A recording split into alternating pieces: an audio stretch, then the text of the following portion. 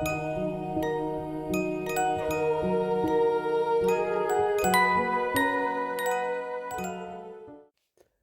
the early hours of August 13th, 2018, in Frederick, Colorado, an American oil field operator murdered his pregnant wife and his two children by smothering them. But before we get in any further, hello and welcome to the Murder House Radio Show. I am your host, X. On this show, we will be covering serial killers, mass shooters, disappearances, true crime, and the most deplorable things and people in history. All that good dark stuff. The Murder House Radio Show will be a radio show / podcast.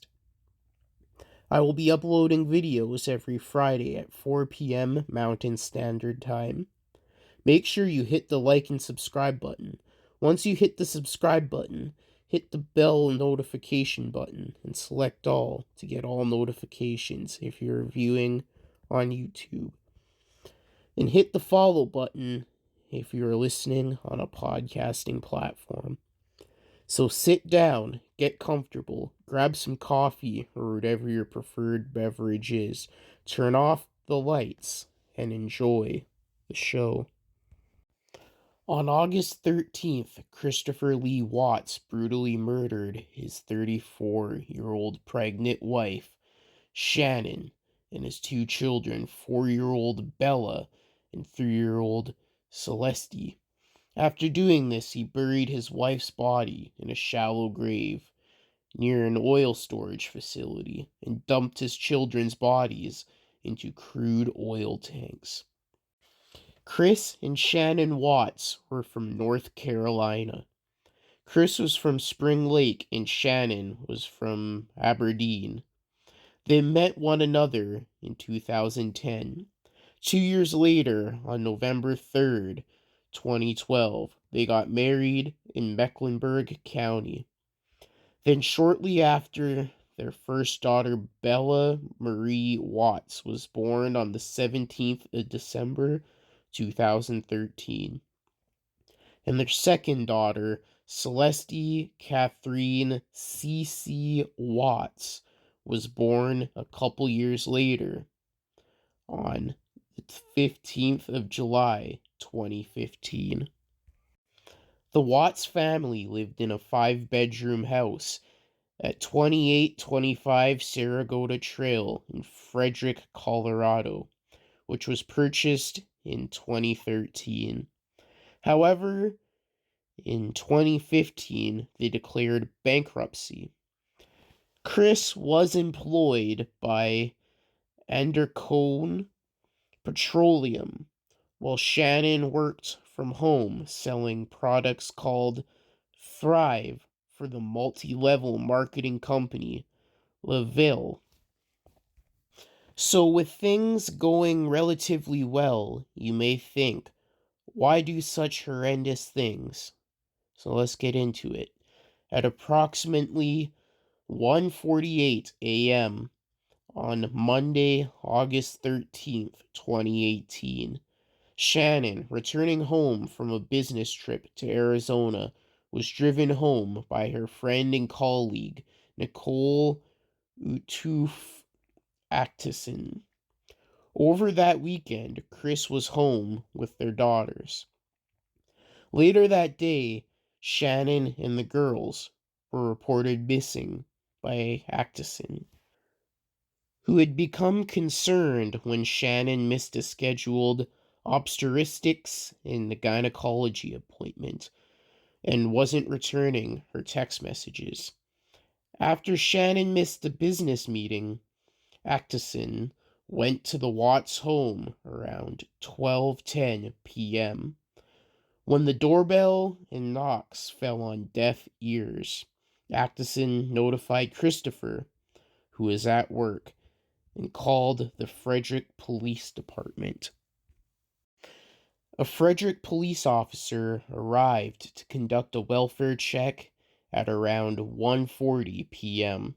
During the welfare check, Chris gave the police officer permission to search the house where the family's dog was discovered unharmed.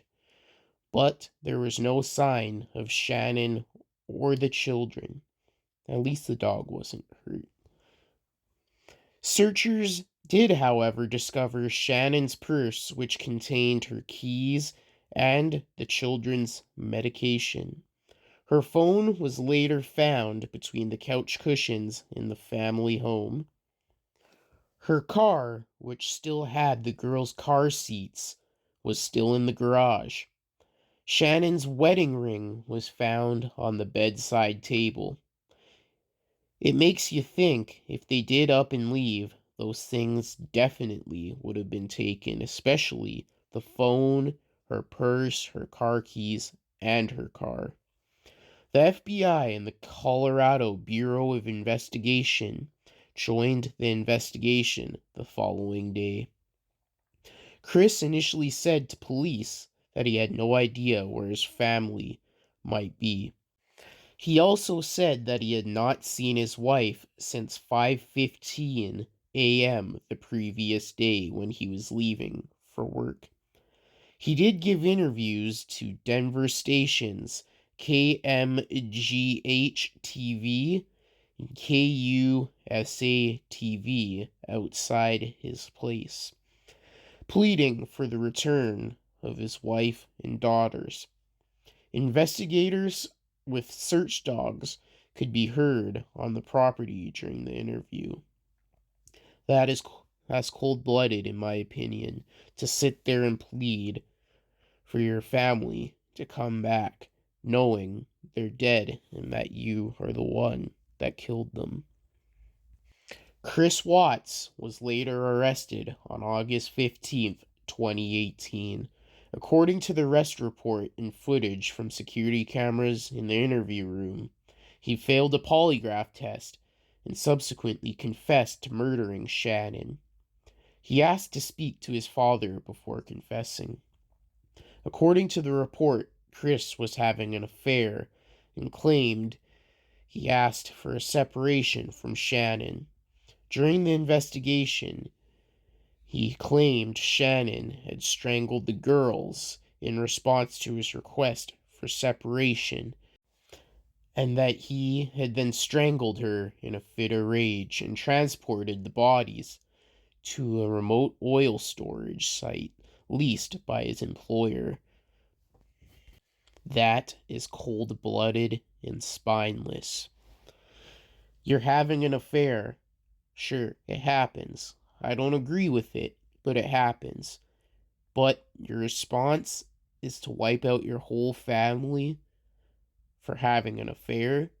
Just up and disappear yourself or whatnot. Go away and have your affair. Just disappear. You don't have to end the lives of 4 innocent people. It's truly disgusting and shameful. Chris was fired by his company on the same day as his arrest. The police located the bodies of the Watts family on the oil storage site situated about 3 miles north of Rogan on the 16th of August. The girls' bodies were found in a crude oil storage, while Shannon's body was buried in a shallow grave nearby.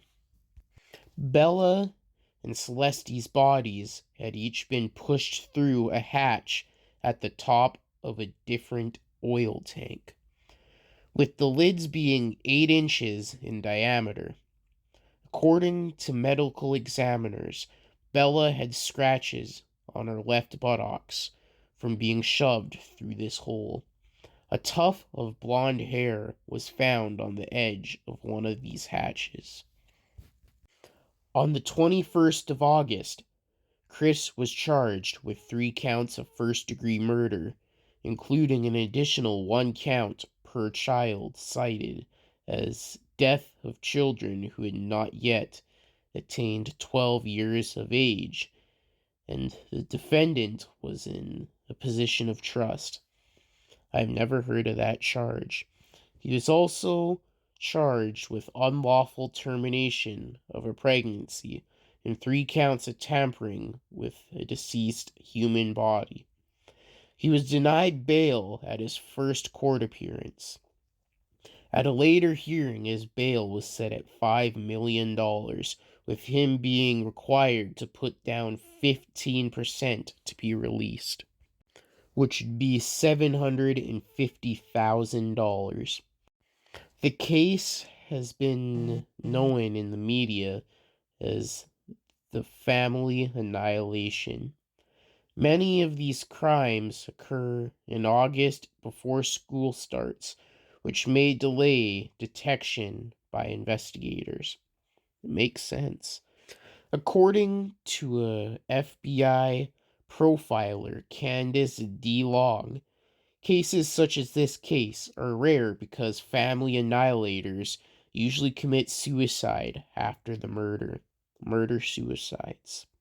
An action that Watts claimed to have contemplated out of guilt for his actions, which would have been good for him to do, to kill himself. But it also makes more sense for him to spend the rest of his life in a 6x10 cell all alone, so he can sit there every night when he's trying to sleep thinking about his family and the hope that they visit him in his dreams.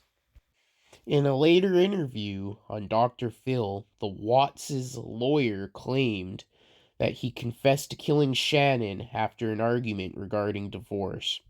During the murder, Bella walked in on the couple.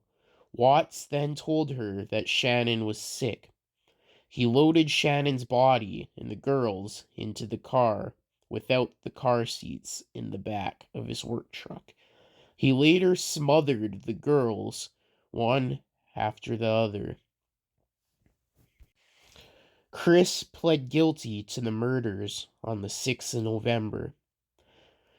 The death penalty was not put forward by the district's attorney on the request of Shannon's family, who did not wish for any further deaths. They were supportive of his decision to accept the plea deal. Yeah, if it was me, I'd want him put down. On the 19th of November, he was sentenced to 5 life sentences, 3 consecutive and 2 concurrent, which means consecutive is run at the same time and concurrent is one after the other, without the possibility of parole. He received an additional 48 years for the unlawful termination of Shannon's pregnancy, and 36 years for 3 charges of tampering with a deceased body. His sentence began immediately. On the 3rd of December 2018, Chris was moved to an out-of-state location due to the security concerns. Well, inmates would be trying to kill him for what he did. It's understandable. I definitely would. On the 5th of December, he arrived at Dodge Correctional Institution, a maximum security prison in Wupun, Wisconsin, to continue serving his sentences. At the time of Shannon's death, she was 15 weeks pregnant with her son. I honestly don't get why somebody would do something like this. I couldn't imagine doing it myself, or when I have children, when I have children, I couldn't imagine that happening to them. I see no reason for it to happen. I wonder what kind of mental health issues the psycho has. But, yeah. What are your thoughts on this case? Do you remember it happening? I don't remember it happening per se, but I remember it, being released on Netflix, like a documentary on it or whatnot. There were several, TV shows on it or whatnot. On the 7th of December 2019, Oxygen released a 1-hour documentary about the case as the first episode of Series 3 of their television program, Criminal Confessions. On January 26, 2020, Lifetime released a film called Chris Watts, Confessions of a Killer, as part of its Ripped from the Headlines feature film series. I think that's the one I seen or whatnot. And then on September 30th, 2020, Netflix released American Murder, The Family Next Door, a documentary about the murders. The documentary features archival footage including home video, social media posts, text messages, and law enforcement recordings. That's the one I seen. In 2022, the true crime band SKYND published a single called Chris Watts, based on the Chris Watts case. That's interesting. I'm going to search that up. That kind of reminds me of the song Polly by Nirvana. I haven't searched it up yet, but just hearing that kind of reminds me of that. But yeah, it's definitely a sad but wild, well, not really wild, a sad, interesting case. So that is the case of Chris Watts. Thank you for listening to this episode on the Murder House Radio Show. I hope you have a good rest of your Friday or whenever you are listening to this.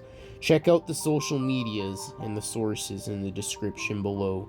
Make sure you hit the like and subscribe button. Once you hit the subscribe button, hit the bell notification and select all notifications if you are listening on YouTube. If you're listening on a podcasting platform, hit follow. Leave your suggestions for future episodes in the comments. See you next episode. This is your host X, signing off.